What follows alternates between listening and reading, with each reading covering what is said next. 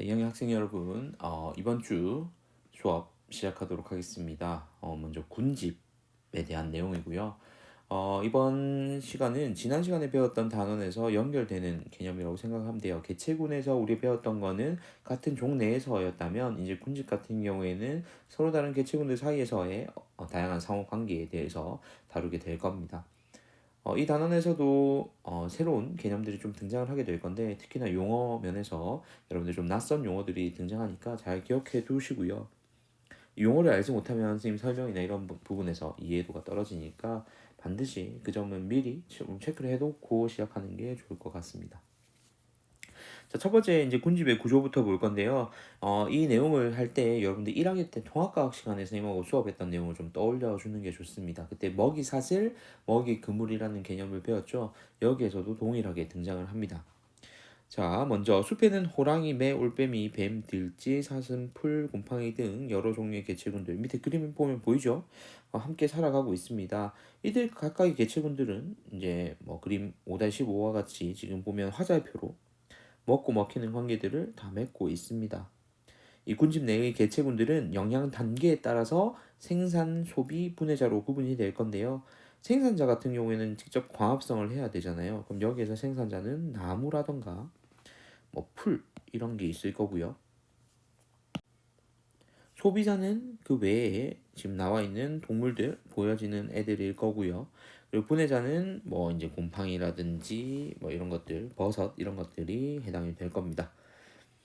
자, 그래서 밑에 생산자는 1차 소비자에게 먹히고 1차 소비자는 2차 소비자에게 먹힌다. 이처럼 생산자에서 소비자까지 먹고 먹히는 관계를 사슬 모양으로 나타낸 걸 먹이 사슬이라고 얘기하고요.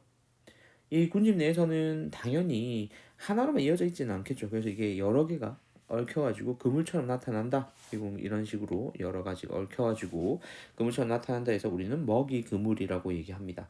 1학년 때 배운 내용입니다. 자, 다음 페이지 넘어갈게요.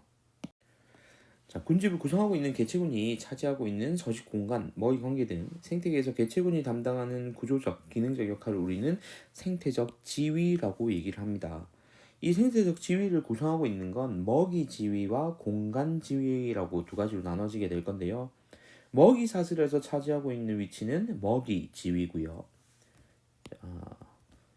그리고 차지하고 있는 서식 공간은 공간 지위라고 얘기를 합니다. 그럼 이게 겹치면 어떻게 될까요? 경쟁이 일어나겠죠. 그러니까 동일한 먹이를 먹기 위한 서로 다른 두 종의 경쟁이라던가 같은 서식지를 차지하기 위한 경쟁이 있겠죠. 이걸 우리가 다른 말로 표현하면 먹이에 대한 경쟁을 먹이 지위 경쟁 그리고 공간에 대한 거는 공간 지위 경쟁이라고 볼 수가 있을 겁니다. 자, 밑에 두 번째 문단 봅시다. 삼림과 같이 많은 개체군으로 구성된 이 군집은 수직적인 몇 개의 층으로 구성된 층상 구조를 이루고 있습니다. 그래서 높이에 따라 위에서부터 교목층, 아교목층, 관목층, 초본층, 선태층, 지중층 이런 식으로 나눠지게 되는데요. 밑에 그림을 보면서 선생님이 설명할게요. 자, 지금 밑에 그림 5-16이고요. 위에서부터 본다고 했는데 위에서 여기 보면 교목층이라고 나와 있죠. 교목층. 자, 여기 같은 경우에는 이만큼 키가 크단 얘기예요. 여기 보면 나와 있지만 20m 정도 되는 높이를 가지고 있는 나무들을 우리는 교목층이라고 얘기를 하고요. 약 10m 내외의 나무를 아교목층이라고 얘기를 해요. 아자를 붙이는 건 원래 여기 뒤에 있는 글보다 단계가 아래 단계다라고 의미를 여러분 이해하시면 될 것 같고요. 관목층은 여러분들이 볼 수 있는 흔한 나무들, 그러니까 뭐 한 5m 내외의 이 작은 나무들을 관목층이라고 얘기를 합니다. 그리고 운동장에 있는 잔디와 같이 이렇게 초본층이라는 애들도 존재하고요. 교목층, 아교목층, 관목층, 초본층 이런 위치에 있는 이 식물들 같은 경우에는 대부분 광합성을 활발하게 하는 층이기 때문에 별도로 광합성층이라고도 얘기를 하거든요. 그래서 생산자의 역할을 아주 충실히 하는 그룹이라고 생각을 하면 될 것 같아요. 자, 그리고 선택층이라는 게 존재를 해요. 주로 이제 이끼 종류라든지 또 분해자인 균류 그리고 소비자인 일부 곤충류들이 서식하는 공간을 선택층이라고 얘기를 하고요. 그리고 지중층이라는 건 말 그대로 땅속이라는 얘기입니다. 그래서 이 땅속에 사는 이제 두더지, 지렁이 같은 동물과 분해자인 균류, 세균류 등이 이렇게 존재를 하는 층이 있습니다. 이제 이런 식으로 크게 나눠진다. 자, 다시 본문으로 돌아와서요.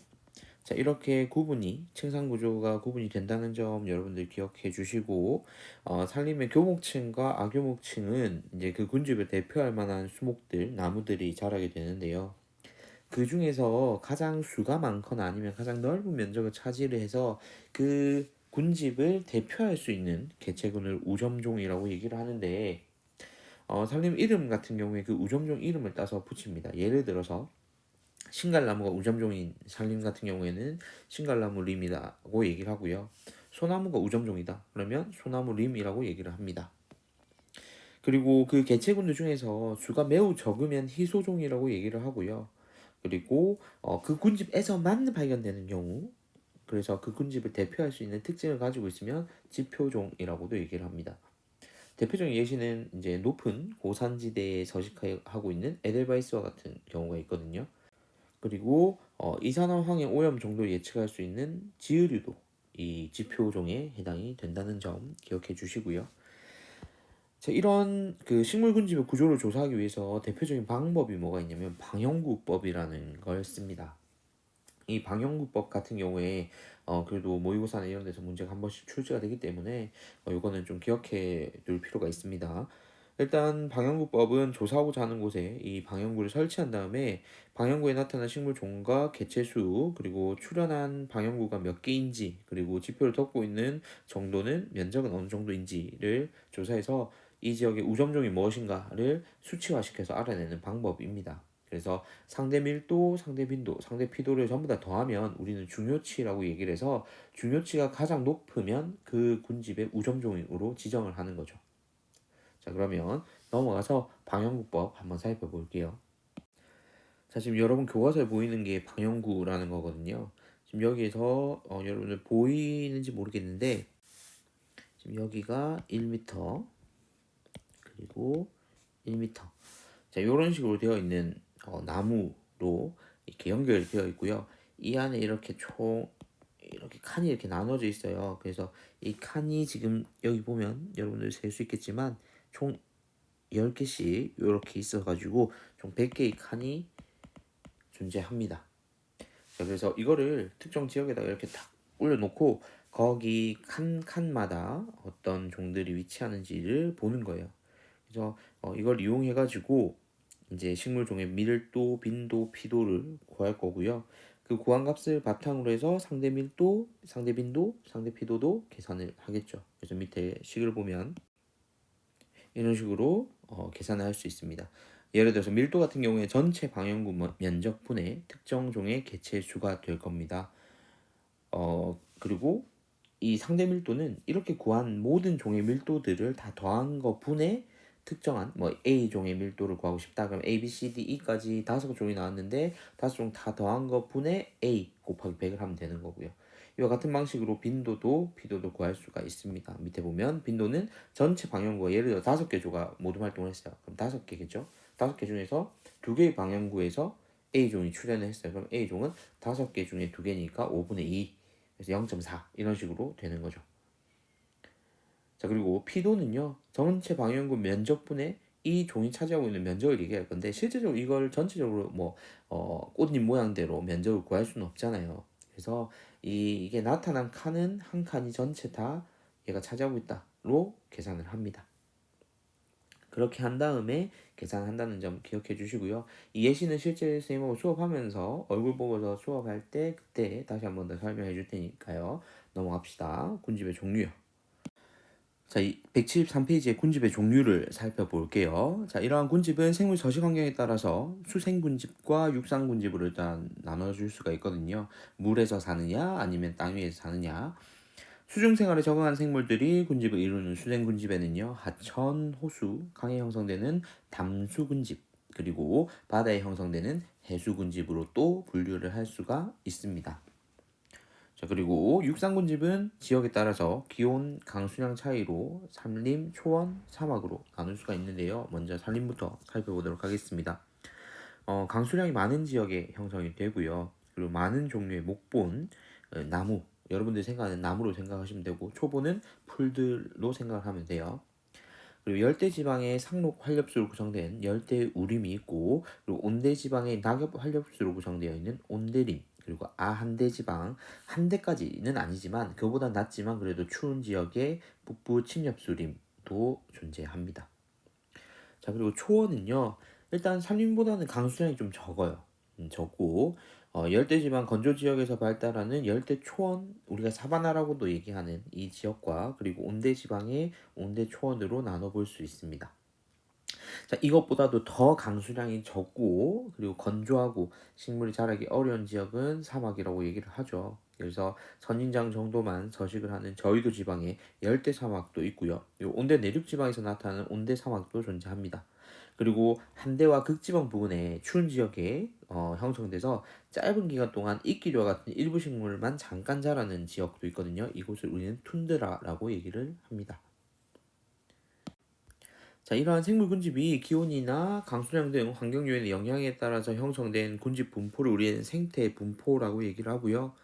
위도에 따라서 나타나는 수평 분포, 그리고 특정 지역에서 또 어떤 특정한 한정된 지역 안에서 높이에 따라서 높낮이에 따라서 나타나는 수직 분포가 존재합니다. 요건 좀 기억을 해 두셔야 되고요. 먼저 수평 분포 같은 경우에는 기온과 강수량의 차이로 나타나게 됩니다. 여기 보면 기온 그리고 강수량 이렇게 표가 나와 있죠. 그리고 수직 분포 같은 경우에는 고도에 따른 기온 차이로 나눠질 겁니다. 자, 왼쪽 거부터 한번 볼게요. 수평 분포부터. 자, 먼저 저위도 지방에는 지금 열대라는 단어가 공통적으로 다 들어가 있죠. 그런데 강수량이 많으면 열대 우림, 그리고 그래도 적당히 있으면 열대 초원, 그리고 이것보다 강수량이 더 작으면 열대 사막. 자, 그리고 저희도에서 좀 더 올라가 봅시다. 그러면 온대라는 단어가 지금 공통적으로 들어가 있죠. 온대 초원, 온대 사막. 아까랑 동일합니다. 자, 대신에 여기에 낙엽수림이 좀 단어가 좀 다를 뿐이고요. 자, 그것보다 좀 더 위로 올라가 볼게요. 자, 여기 침엽수림이 있습니다. 그리고 더 위에는 툰드라가 있고요. 이 정도는 여러분들 기본적으로 외워주셔야 되고요. 자, 그리고 오른쪽 한라산을 지금 표현하고 있는 거고요. 당연히 아래쪽으로 갈수록 지금 상록 활엽수림이 이렇게 존재하고요. 올라가면 올라갈수록 기온은 떨어지겠죠. 기온이 떨어지면서 낙엽 활엽수림, 호남림, 그리고 침엽수림, 관목대 이런 수준으로 나타나게 됩니다. 자, 이런 것들 우리 생태 분포라고 한다는 점 기억해 주시고요. 다음 페이지 넘어가 볼게요. 자, 여기는 별표를 한 100개 하고 싶은데 일단 한 세 개까지만 해 놓을게요. 자, 이 천이라는 거는 여러분들 앞으로도 시험 문제에서도 자주 좀 등장을 하게 될 부분이라서 좀 잘 기억을 해주셨으면 좋겠습니다. 식물 군집의 천이 같은 경우에는 두 가지 유형이 있기 때문에 그 두 가지 유형을 다 여러분들 제대로 알고 있어야 한다는 점 다시 한번 강조하면서 시작할게요. 생물이 살지 않던 곳에 일부 생물이 들어와서 서식하다가 오랜 시간이 흐르면 다양한 생물이 들어와서 군집을 형성하게 됩니다. 이와 같이 시간이 지남에 따라서 군집의 종 구성 그리고 특성이 점차 달라지는 것을 천이라고 얘기를 할 거예요. 자, 이러한 천이의 진행은 토양 성질, 기후 조건, 지형 등과 같은 환경 차이에 따라서 좀 서로 다르게 나타나는데 이 천이가 진행되면서 식물 군집들도 변하게 되고요. 차지하고 있는 식물 군집들이 변하게 되니까 빛, 수분, 토양의 환경 변화가 일어나고 그렇게 되면 그 이후에 천이 양상에도 영향을 주게 됩니다. 이 식물이 또 다양하게 변화하면서 식물에 의존하며 그러니까 이 식물을 먹이로 삼는다던가 서식지로 삼는 동물들에게도 영향을 줘서 동물들의 종류하고 수도 다양하게 변화가 일어나게 됩니다. 자, 그래서 여기서 새로운 용어가 등장할 건데요. 이 천일을 시작해서 마지막에 안정된 군집으로 되기까지 변천 과정의 각 단계를 천이계열이라고 얘기를 할 거고, 이 천이계열에서 첫 번째 천일을 시작하는 식물, 그러니까 가장 처음 등장하는 식물을 우리는 개척자라고 얘기를 할 겁니다. 그리고 마지막 안정된 군집 상태, 그러니까 여기서 크게 변화가 없는 상태로 도달하는 걸 우리 극상이라고 얘기를 할 거고요. 요것도 별표. 자, 이러한 천이는 1차 천이하고 2차 천이로 구분이 될 겁니다. 먼저 1차 천이라는 것은 화산활동 또는 해빙으로 말미암아 형성된 점토, 모래, 자갈, 바위 등으로 이루어진 불모지, 즉 다른 뭐 식물이라든지 이런 것들이 전혀 없는 상태로 시작하는 천이가 있습니다. 이 1차 천이에는 건조한 지역에서 시작되는 건성 천이가 있고요. 그리고 호수 연못과 같이 습한 곳에서부터 시작되는 습성 천이 두 가지가 있습니다. 그래서 각각 시작 단계가 다르기 때문에 변화하는 양상도 다르지만 어느 특정 지점부터는 사실 비슷해지거든요. 그래서 그 지점을 유심히 봐주시면 되겠습니다. 밑에 그림은 일단 건성 천이 과정부터 나와 있으니까 그거부터 한번 설명하도록 하겠습니다. 자, 여러분들은 교과서 175페이지 본문 내용과 함께 보면 좀 좋을 것 같고요. 선생님이 일단 교과서 그림을 띄워놓고 설명을 하겠습니다. 자, 일단 화산활동 으로 형성된 용암대지, 그리고 바위, 모래, 언덕 등과 같은 건조하고 척박한 땅에 일단 개척자로 들어오는 건 지으류가 먼저 들어오게 됩니다. 그래서 이 지으류가 개척자가 되는 겁니다. 자, 이 지유류가 들어오면 이제 토양이 형성이 될 거거든요. 토양이 형성이 되고 토양에 이제 점차 수분 함량이 높아지게 되면 그 다음으로 이끼류가 등장을 하게 됩니다. 자, 이렇게 이끼류가 들어오게 돼서 계속해서 이제 토양층이 점점 늘어나게 되겠죠. 자, 이 토양층이 발달하면 풀과 나무들이 들어와서 이제 숲을 형성하기 시작할 건데요. 처음 이제 초원부터 형성이 되고 이어서 관목들, 좀 키 작은 나무들이 들어오게 됩니다. 자, 이후 빛을 많이 이제 필요로 하는 소나무와 같은 양수로 구성된 양수림이 형성이 되고요. 그 아래에 이제 빛을 많이 필요로 하는 애들 놔두고 그 아래에는 빛이 많이 없더라도 자랄 수 있는 애들이 자라기 시작해요. 걔들이 음수라고 얘기를 하거든요. 자, 그러면 이 음수들도 점차 성장을 하겠죠. 그 과정에서 이제 혼합림이 되는 거예요. 양수, 음수가 섞여 있으니까. 이후에 음수림이 좀 더 많이 활발하게 성장이 되는 거죠. 이유는 밀도상으로 차지하고 있는 나무들이 많아지게 되면서 빛을 나눌 수밖에 없잖아요. 그런데 빛을 많이 필요로 하는 애들 같은 경우에는 넓은 공간에서 본인 혼자 빛을 많이 받으면 너무 효율적일 텐데 이렇게 빼곡하게 밀집되어 있으면 생장에 방해가 되는 거죠. 그래서 빛을 그렇게 많이 필요로 하지 않는 음수림이 오히려 극상에 도달하게 되는 겁니다. 그래서 음수림의 상태가 극상이라는 점까지 기억해 주시고요. 이걸 기본 틀을 잘 알아야 되는 게 바로 다음 페이지에 있는 습성 전이 과정에서 중간부터는 이 과정과 동일하게 전개될 거니까요. 요 과정 잘 기억해 두시고 옆에 페이지 175페이지로 넘어가 보겠습니다. 자, 아까처럼 이제 건성천이와 좀 차이점이 있다면 시작하는 위치의 차이가 있습니다. 여기 보면 빈영양호라고 되어 있죠. 영양분이 적은 호수 같은 개념이라고 생각하시면 돼요. 그래서 영양분이 좀 적은 상태였는데 유기물, 퇴적물들이 쌓이니까 점차 영양분이 늘어나겠죠. 그래서 부영양호로 변화하게 됩니다. 자, 이 부영양호에서 이끼류와 수번이 형성되는데요. 자, 이때 바로 이끼류가 들어온 이유는 이미 충분히 습하기 때문입니다. 그렇게 되고 습지에서 잘 자라는 이제 초본들이 들어와서 습원을 형성하고요. 그 이후에 이제 초원이 되면서부터는 동일하게 진행이 될 겁니다. 관목, 양수림, 혼합림, 음수림 이런 식으로 쭉 진행이 되어서 결국에는 음수림이 극상을 차지하게 될 겁니다. 그래서 건성천이를 알고 있으면 습성천이는 앞에 요 구간만 잘 차이점을 기억하면 외우는 데는 어렵지 않을 것 같아요. 이해하는 데도요. 자, 그런데 아까 얘기했다시피 이 건성천이와 습성천이는 모두 1차 천이에 해당이 됐잖아요. 그럼 2차 천이는 무엇이겠는가? 교과서 본문을 잠깐 볼게요. 자, 마지막 문단 여기 한번 보겠습니다. 2차 천이는 버려진 경작지나 기존의 식물 분집이 산불이나 산사태 등으로 불모지가 된 후 토양 내 살아남은 종자나 식물 뿌리 등에게 다시 시작되는 천입니다. 자, 이전에는 아무것도 없는 곳에서 시작을 했다면 2차 천이 같은 경우에는 원래 무엇이 자라고 있던 장소에서 새롭게 시작하는 경우입니다. 산불이나 산사태 등으로 갑자기 그 지역에 있던 나무들이나 아니면 풀들이 사라진 이후에 그 자리에 종자들이 살아남아서 또 바로 씨를 싹 틔울 수가 있겠죠. 그렇게 되면 기존의 1차 천이와는 다른 형식으로 천이가 발생한다는 겁니다.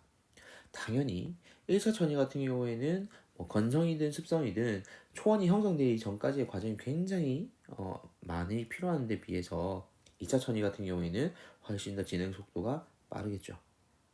자, 그래서 요거까지 잘 기억해 두시고요. 다음 페이지 넘어가 보겠습니다. 자, 오늘 중요한 게 굉장히 많이 나오는데요. 지금 마지막 요 군집 내 개체군의 상호작용 역시도 시험에 자주 나옵니다. 앞서 개체군에서는 같은 개체군 내에서 종 간의 같은 종 내에서 일어나는 이 상호작용이었다면 여기에서는 종 간의 경쟁도 일어나고요. 그리고 서로 다른 개체군들 사이에서도 이런 상호작용이 일어날 겁니다. 자, 먼저 종 간 경쟁부터 살펴볼게요.